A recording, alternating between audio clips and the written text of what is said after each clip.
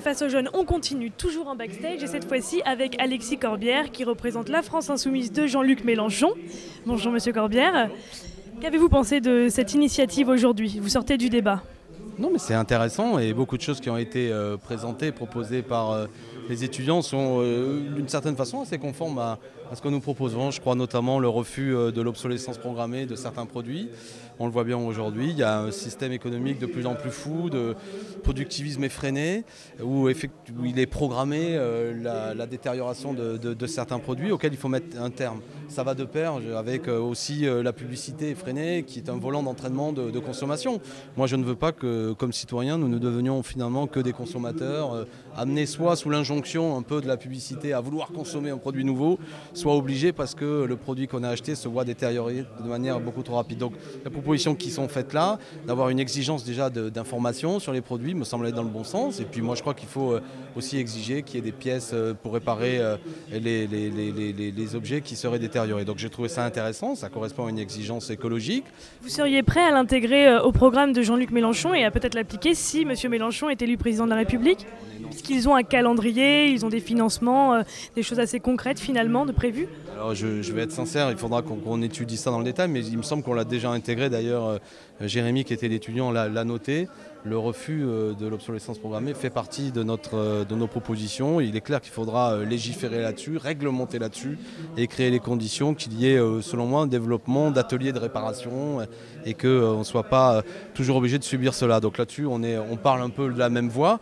Après, on a eu un échange sur les questions d'orientation. Moi, je reste attaché à ce que ce soit une mission du service public qui correspond à un métier très particulier qui est celui de conseiller d'orientation et psychologue. Alors, peut-être qu'on a une petite divergence là-dessus, mais il y a des outils proposés par les étudiants, notamment des plateformes d'information en direction de la jeunesse qui peuvent être intéressants. Après, la prime de 5 000 €, pourquoi pas, mais nous, on est pour une allocation d'autonomie jeunesse de 800 € par mois, donc elle est beaucoup plus importante que seulement ces 5 000 € qui sont un petit peu un bonus.